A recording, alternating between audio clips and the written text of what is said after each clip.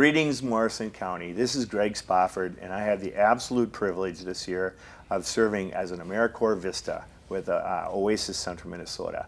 Today, we're going to do the second in a series of programming on how citizens of Morrison County can interact, and we're just so appreciative that you're joining us. I have two wonderful guests who I know a bit, but I want you to get to know them a little bit better. And we're going to start with something that within Oasis Central Minnesota is inherent to what we do in the community and how we grow ourselves. Pastor Hank, if you'll start us off today with a scripture verse, if you would, please. Happy to do that. One of the texts from the scriptures that have been very meaningful as we work out our vision and our mission has been from Matthew 25. I'll read part of that chapter.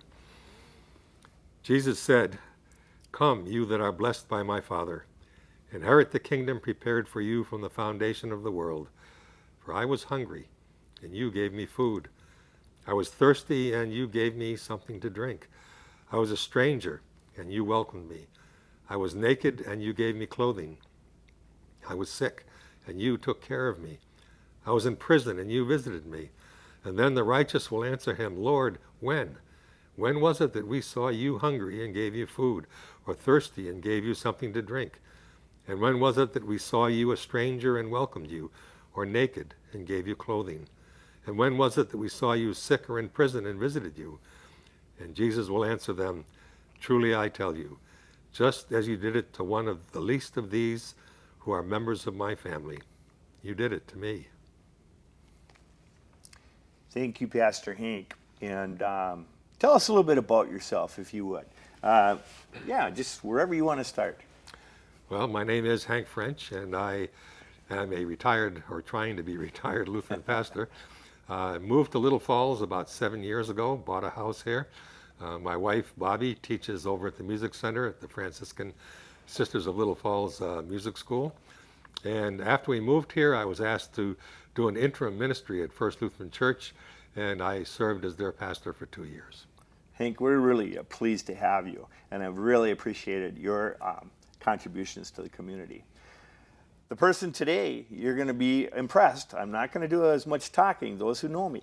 That's going to get a little chance to really feature. And she's our wonderful person as Executive Director of Oasis Central Minnesota. Rose, tell us just a little bit about yourself, Sure. and then we'll get right into the meat of things today. Sure.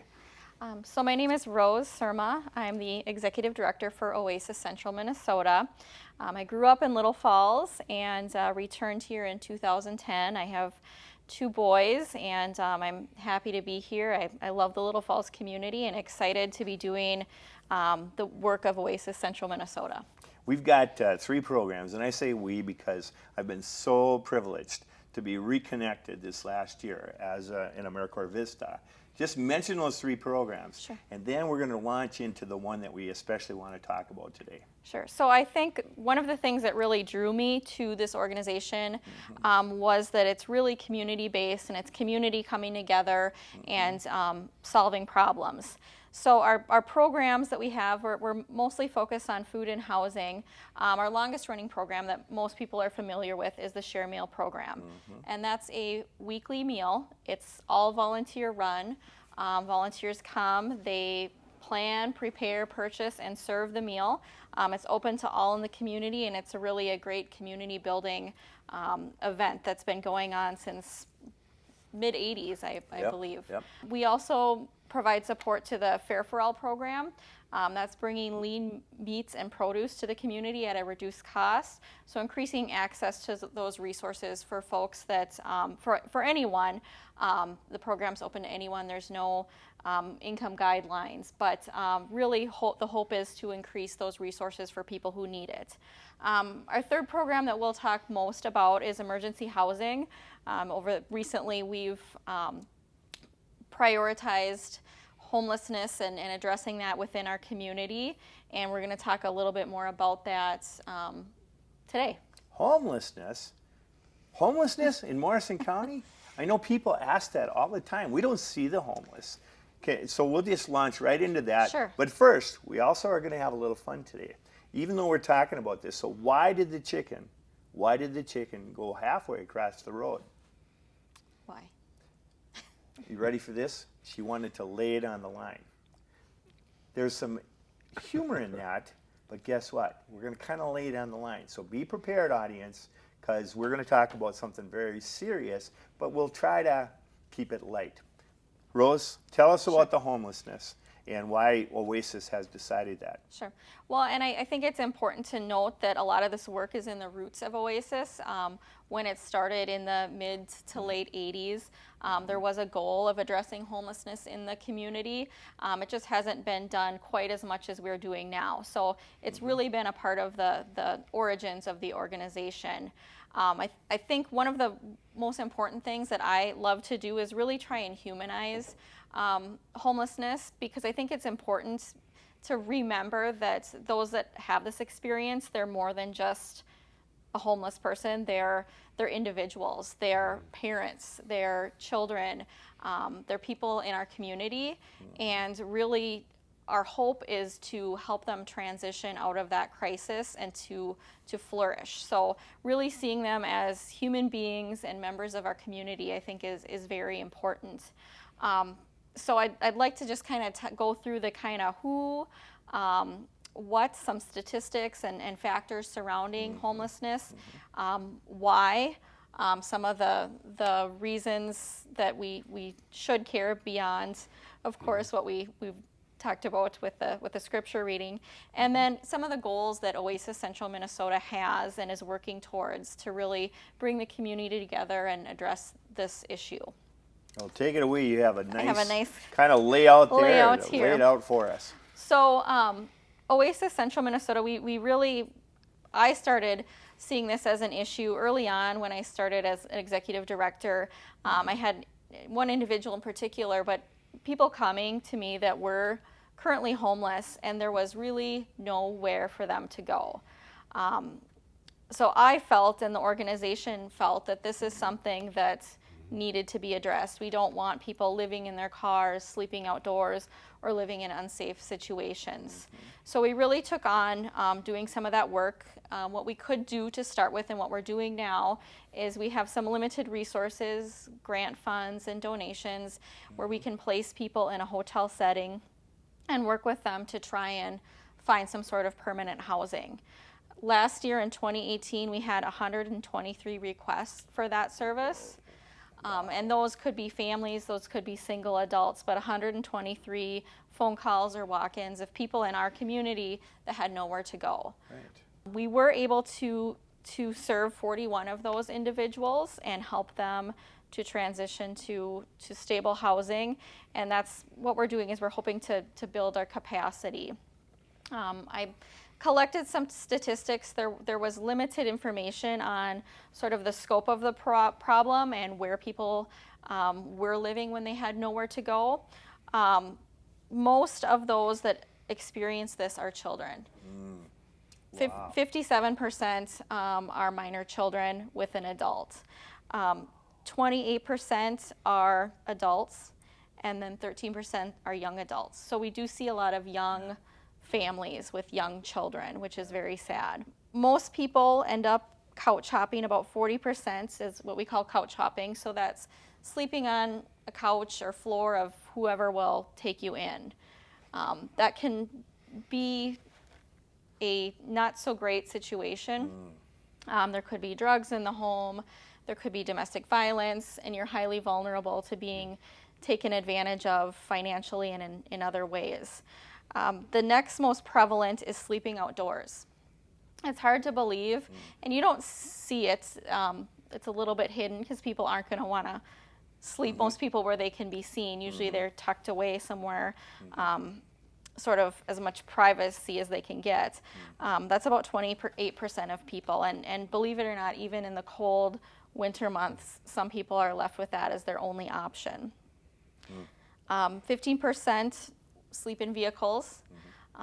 Again, that can be very unsafe. You don't have access to restrooms. It can be difficult.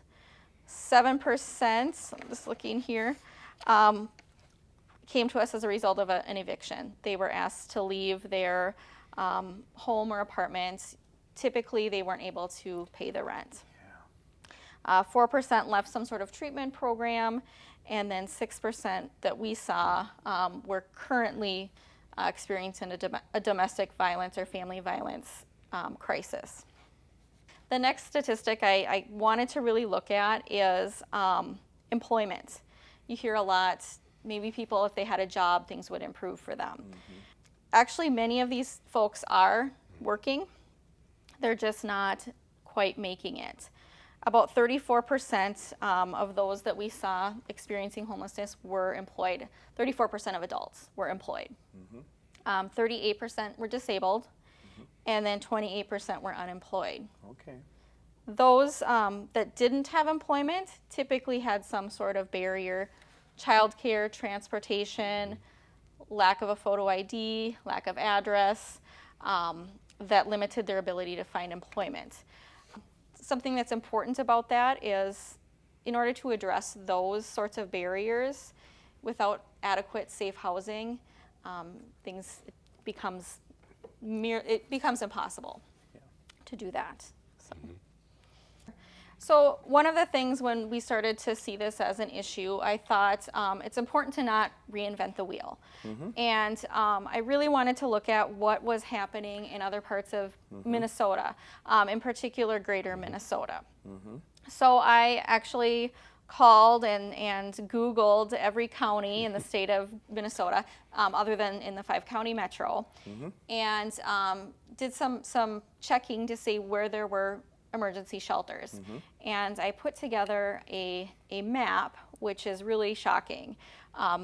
Most of greater Minnesota residents do not have access to emergency housing. No shelters, no emergency housing. shelter in Right. their county where they're residing. When you look at those that are below the poverty level in those red counties, it ends up to be roughly 1 in 5 individuals living in poverty in greater Minnesota do not have access to emergency housing in their county of residence. And that becomes really important when you talk about employment. If someone is working, we want them to maintain that employment. And if they have to leave their county of residence, they likely aren't going to be able to maintain that sort of employment and stability. Also, kids in school. Kids in school. We want those children to be able to have stability, to be in the schools, to be able to get lunch, to have those resources and stability.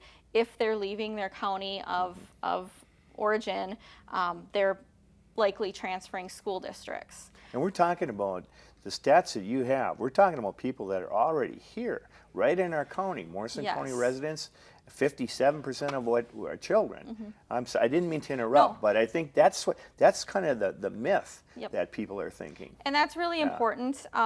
Those that I've seen are people that are living here. They want to be here, and they want to be productive members of the community. They want to be employed. They want their children in school. They want to be successful, and they want to be in the Morrison County community. The other sort of barrier with regards to people leaving for shelter is many of these individuals do not have access to transportation. So they likely don't have a vehicle. If they do, it's probably not very reliable. If it is reliable, then you have the issue of gas, where they probably don't have gas money to get somewhere that could be a significant distance to seek shelter. And the shelter may not even have room or space available for them to utilize the services. So I think it's really important that there are resources within each community to reach those people that are there and just need a little bit of help to get through a crisis. Hunger and health issues. I won't take you away from your format here, but all of those create a myriad of challenges for the families and then for those who want to serve with the families. Yes. All right, go. A lot of these issues are really interwoven and interconnected. Yeah. You'll see issues of hunger, housing, family or domestic violence, addiction, mental health. All of them can really kind of link together. Okay. Which leads into the somewhat of the why. You'll see a lot of statistics. I think it's 1 in 3 nationally individuals that are experiencing homelessness have a significant mental health concern. And while they're living in, crisis, sort of transitory, where they don't have an address or a stable place they can be, it's very difficult to manage and treat and even diagnose those conditions. Providing a stable housing is really a bridge to having those things addressed. 1 in 5 nationally, I believe, have an addiction issue. Again, similar sorts of concerns. Being able to properly address, treat, and manage those addictions can be extremely difficult if you don't have safety, stability, and sobriety in your living situation. So we really want to make sure that everyone has safe housing, but in order to really address those big community concerns without some sort of immediate emergency shelter, those things can really snowball into big issues where law enforcement is involved, correction, probation, child protection, all of those things all of those parties where it's at a very, very severe crisis level.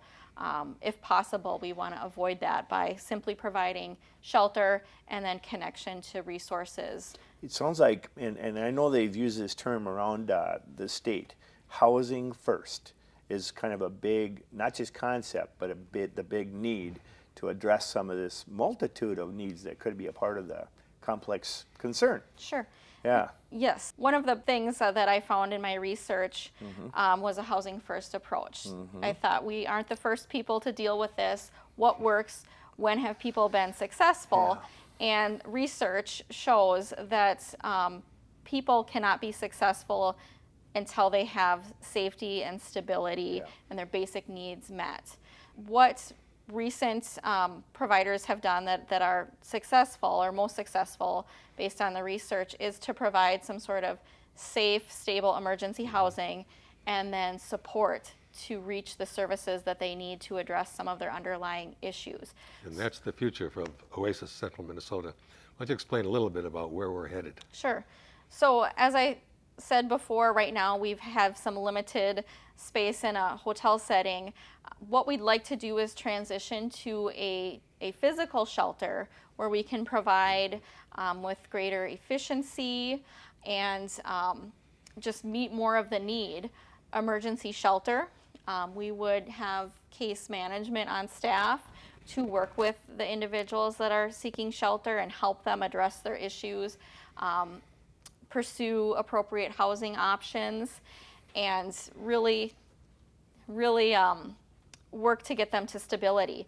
However, in addition to that, we would like to bring together the community stakeholders and talk about housing and all of these issues that are linked as a community and work together to address the bigger picture things and how we can come together as a community and really do better.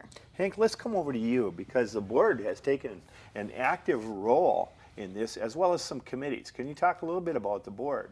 Yeah, certainly. We have a very good board. It's an 11-member board. We have a financial planner on the board. We have a teacher on the board. We have a sister from the Franciscan Sisters of Little Falls. We have a wide variety of skills and talents. And right now, what we're working on is site selection to come up with this permanent shelter that Rose is talking about. We've developed a relationship with St. Gabriel's Hospital, with Kathy Lang, who is on the board, and she is also the director of the foundation at the hospital. And we're working with her to come up with a space, not only a homeless shelter, but also a place for sober living, because it's been shown by research that when somebody goes through the treatment program to get off opioid addiction, the relapse rate is about 70% for people that do not have a permanent place and a safe and stable place to live. And there are no sober living houses in Morrison County. So we're going to have a shelter, we're going to have a sober living place, and we're going to see to the needs of these people. You know, the services seem to be equally as important, and Rose was talking about that. So can you speak a little bit about maybe a committee that you could use a little bolstering of. The site selection committee, it would be a possibility. Sure. Fundraising, maybe. Yeah, we have a very active fundraising Yeah, committee. yeah. Most of the people that are looking at this today, I'm sure, have been to the Church Ladies every year in August, and that's coming up again, and it'll be a great time. And it's a major source of funding for our projects. Yeah. We also have the Fair for All Committee, the Share Meal Committee. There's any number of ways that members of the community can work together with Oasis to approach and address these issues that we're all concerned about. You know, there's plenty more we could talk about, but think about what would be one thing that hasn't been said yet that you think our wonderful citizens of Morrison County either could pray about if they pray, or do, or get involved, I guess. And then that's for both Rose and Hank. What are some of the needs? Because it is an exciting time to be a part of at least partial solutions. I mean, I know that when Morrison County Public Health and its services are asking Oasis, which has been a relatively small organization, that's pretty cool that you're kind of working in partnership with churches, businesses, other entities, individuals. So what needs to be said in kind of wrapping things up for today? Well, I'll just kind of go from top, like I'll kind of go down with a couple of options. Of course, there's always board or committee opportunities, and you would contact our office to see about availability for those. Even volunteering with a group to share a meal is important. We always accept donations. We are a 501c3 organization. You accept money? That's wonderful. So we certainly would be open to accepting donations, big or small. There you go. We also have a lot of community members like to provide, we do provide basic needs, supplies to a lot of those that we serve. That's soap, deodorant, shampoo, diapers. You could contact our office for a list of some of those needs if you'd prefer to donate those. What is that phone number? We'll also have a graphic, you know, but what is that phone number at the office? 320-632-9140. Okay, and diapers, you know, we don't always think about things like that, but that really helps families, doesn't it? Yes, it does. Yeah. And then again, attend one of our fundraisers. That's also a fun way to help support our organization. And I would just mention that we are getting very close in developing our financial resources to be able to find a permanent facility to use as a shelter and as a sober living facility.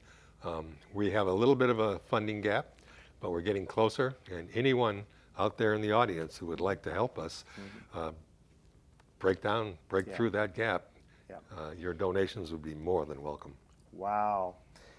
I want to thank special guests today in Rose Surma, Executive Director of Oasis Central Minnesota, Hank as Board Chair, and all the things that you're involved in the community.